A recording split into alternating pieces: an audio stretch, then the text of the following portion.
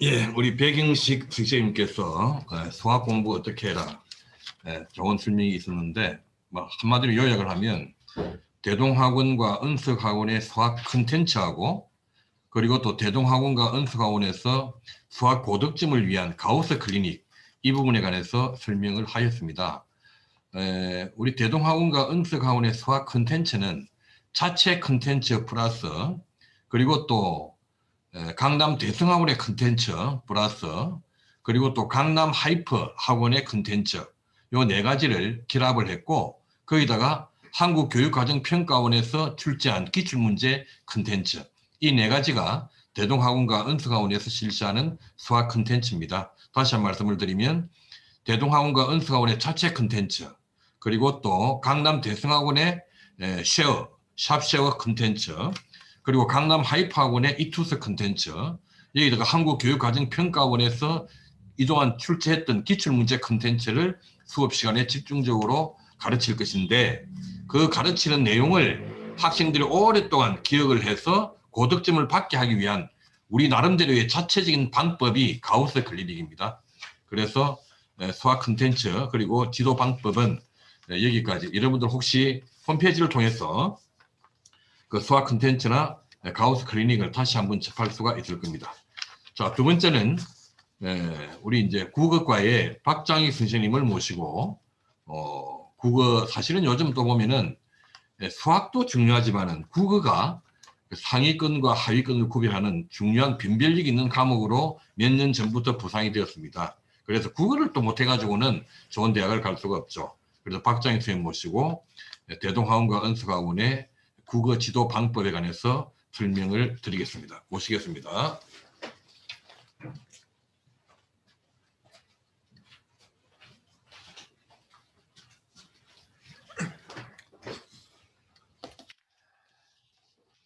반갑습니다.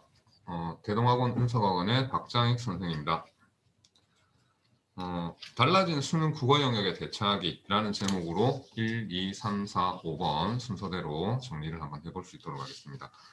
바뀐 22학년도 수능 국어 영역이 어떻게 바뀌었는가라는 부분, 그 다음에 두 번째가 지금 현재 상황에서는 가장 중요한 부분이 아닌가 합니다. 공통과목과 선택과목으로 나뉘어져서 출제가 되기 때문에 공통과목의 중요성, 그 다음에 선택과목 중에서는 어떤 과목이 조금 더 유리할 수 있는가라는 부분을 중점적으로 말씀을 드릴 거고요. 세 번째가 수능 국어 영역에서 고득점을 받을 수 있는 필수적인 입시 전략에 대해서 말씀을 드리고 단계별 수업 교재 간단하게 안내를 드린 다음에 대동은석 국어 선생님들은 어떻게 학생들의 국어 영역 점수를 올릴 수 있을 것인가라는 부분을 집중적으로 말씀을 드릴 수 있도록 하겠습니다. 자, 첫 번째입니다. 22학년도 수능 국어 영역은 공통과목과 선택과목으로 나뉘어져서 출제가 됩니다. 공통과목 34문항, 선택과목 11문항 이렇게 나뉘어져서 출제가 되는데 공통과목은 문학 17개 문항, 독서 17개 문항으로 출제가 되는데 각각 2문항씩 추가가 됐습니다. 하지만 제시문의 개수는 문학 4개, 독서 4개, 독서 3개, 제시문의 개수는 동일합니다. 따라서 각 제시문별로 조금 더 깊이 있는 분석이 이루어질 필요가 있다라는 생각이 들고 있습니다. 자, 선택 과목 같은 경우는 화법과 작문과 그 다음에 언어와 매체 2개 과목으로 나누어지는데요.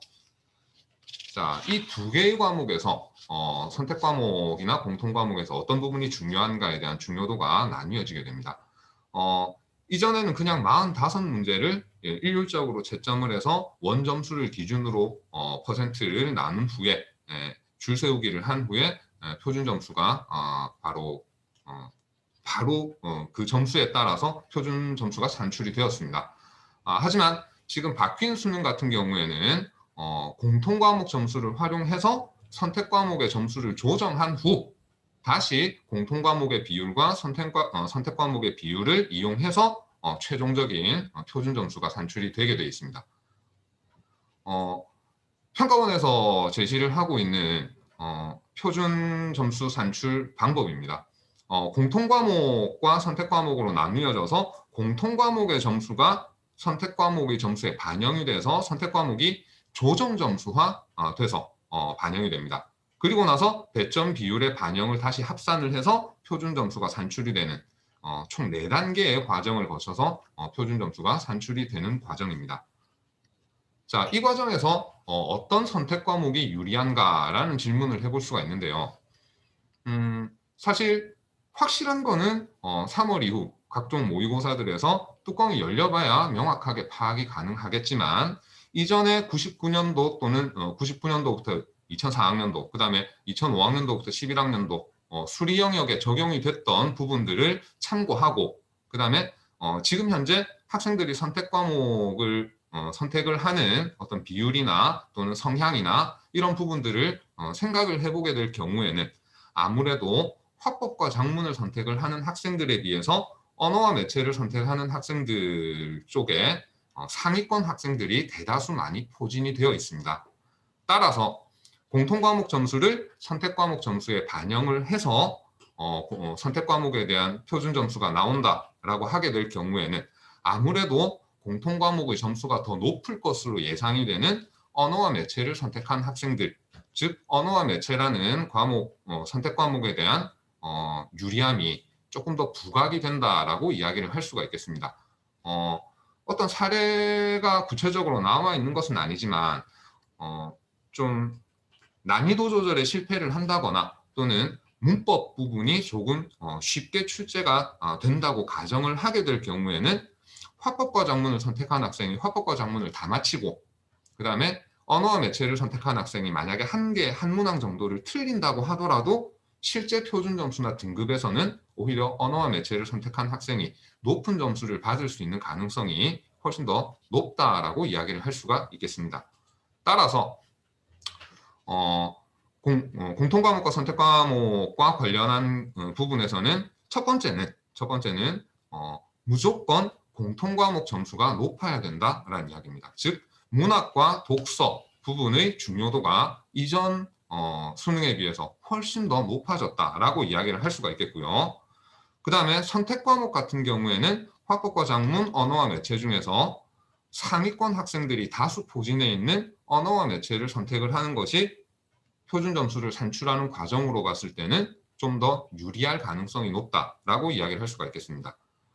만약에 실제로 뚜껑을 열어봤을 때 언어와 매체 쪽에 주어진 이런 어드밴티지가 생각했던 것보다 되게 적다, 매우 적은 상태에서 화법과 작문과 크게 차이가 나지 않는다라고 하게 될 경우 언어와 매체를 선택한 학생들 중에 일부는 뭐 화법과 작문을 선택을 해도 상관이 없습니다. 왜냐하면 공부를 하는 양이나 방향이 화법과 작문에 비해서는 언어와 매체 쪽이 월등하게 공부량이 많기 때문입니다. 하지만 화법과 작문을 선택을 했는데 만약에 뚜껑을 열어봤을 경우에 언어와 매체 쪽이 생각보다 훨씬 더 유리한 상황이다라고 할 경우에는 화법과 작문에서 언어와 매체로 선택 과목을 옮기는 것은 절대 쉽지가 않습니다. 문법과 관련된 부분에서 공부량이 엄청나게 많기 때문입니다. 그래서 확실한 어떤 예를 들 수 있는 결과물이 나오기 전에는 언어와 매체 과목을 선택을 해서 문법적으로 공부를 해놓는 것이 확실하게 더 유리하다라고 이야기를 할 수가 있겠습니다. 자, 그래서 공통과목과 선택과목의 중요도를 정리를 하겠습니다. 공통과목은 무조건 점수를 최대한 올릴 수 있는 만큼 올려놔야 됩니다. 표준 점수를 산출하는 과정에서 2번이나 반영이 되기 때문입니다. 그 다음에 화법과 작문, 언어와 매체 중에서는 언어와 매체를 선택을 하는 편이 나중에 선택의 폭이 훨씬 더 넓어진다라는 점, 그 다음에 언어와 매체가 유리할 가능성이 높다라는 점 때문에 언어와 매체를 선택하는 편을 추천을 드리고자 합니다. 자, 그 다음이 수능 국어 영역 고득점 전략입니다. 국어 과목의 고득점 전략은 생각보다는 많이 단순합니다. 일반적으로 제가 수업 중에 학생들한테 추천을 하는 풀이 순서 같은 경우에는 선택 과목에 해당이 되는 화법과 작문 또는 언어와 매체, 그 다음에 문학 부분을 빠르고 정확하게 풀고 난 다음 비문학을 풀 수 있는 시간을 최대한 확보를 하는 것이 중요하다라고 이야기를 하고 있습니다.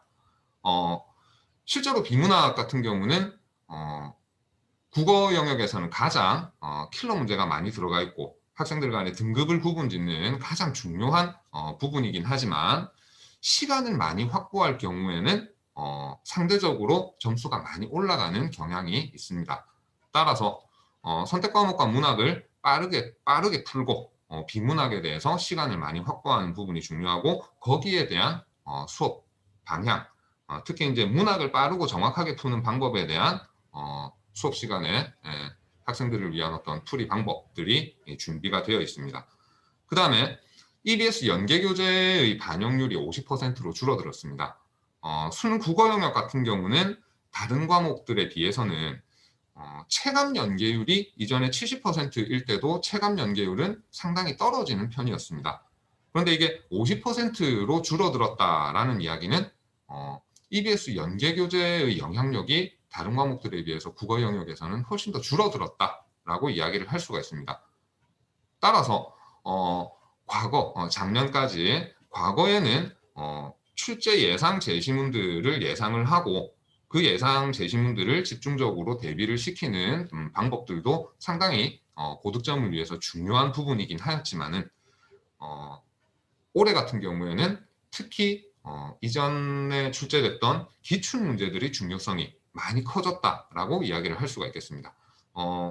연계교재의 반영률이 줄어들었기 때문에 출제 예상 제시문을 뽑아내기가 이전에 비해서는 조금 힘들어졌기 때문이라고 볼 수가 있겠습니다. 따라서 국어 영역 같은 경우는 올해 제일 큰 화두는 기출 문제다라고 이야기를 할 수가 있겠습니다. 기출 문제 같은 경우는 단순하게 글을 읽고 문제를 풀고 틀린 문제 채점하고 정리를 한다라는 것만으로는 기출 문제를 제대로 풀었다고 이야기를 할 수가 없습니다.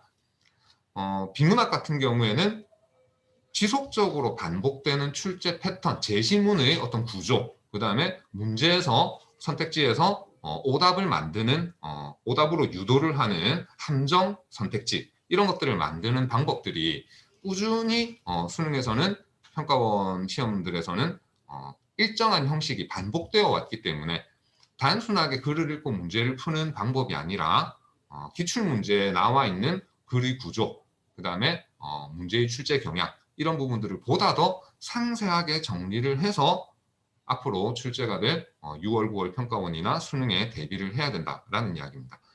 그 말씀을 간단하게 정리를 하면은 냉장고를 부탁해 라고 정리를 할 수가 있다는 이야기죠. 냉장고를 부탁해에서는 다양한 요리들이 나타납니다. 셰프들의 여러 가지 이제 요리 방법에 따라서. 하지만 대부분 중요한 재료들은 어느 집이나 가면 있는 냉장고에 있는 일반적인 재료들입니다. 그 재료들을 다양한 요리 방법들로 다른 요리처럼 보이게끔 만들어서 나오는 요리들이지만 실제 결국은 같은 재료들을 이용을 한다는 이야기죠. 바로 이 기출 문제들이 냉장고에 들어있는 수많은 요리 재료들이다 라고 말씀을 드릴 수가 있겠습니다. 자, 그 다음 부분은 단계별 수업 교재들입니다. 이 부분은 EBS 연계 교재들, 그 다음에 이번 국어 영역 같은 경우는 컨텐츠를 작년에 비해서는 다양하게 활용을 할 예정입니다. 상상 모의고사, 그 다음에 한수 모의고사, 그 다음에 학원 자체 ERT 모의고사, 기출 문제나 기타 여러 가지들을 많이 활용을 하게 됩니다. 그 다음에 상반과 하반에 맞춰서 언어와 매체, 화법과 작문 나누어서 정리를 하게 될 거고요. 매해 6월 모의평가, 9월 모의평가에 대비해서는 해당 과목 집중해야 되는 부분에 대한 특강이 이루어질 계획입니다. 1단계, 2단계, 3단계까지 비슷하지만 다른 방향으로 학생들의 오답노트, 그 다음에 학생들의 발전 상황 이런 것들에 맞추어서 단계별로 수업이 진행이 될 예정입니다. 마지막으로 5번입니다. 대동학원, 은석학원 국어 선생님들의 비전 제시입니다. 대동학원, 은석학원의 가장 좋은 학생들 입장에서, 그 다음에 학부모님 입장에서도 믿고 맡길 수 있는 가장 좋은 부분은 1대1 강화입니다. 1대1 학생들과 관련해서 1대1 대면 질의응답이 가능하고 학생 개인별 약점 분석 및 대응 방법 제시가 가능한 재수종합학원은 아마 다른 학원들을 정확하게 알지는 못하겠지만 대동학원, 은석학원이 아마 유일하지 않을까라고 생각이 됩니다. 그만큼 국어 영역과 관련해서도 학생들마다 특징들이 다릅니다.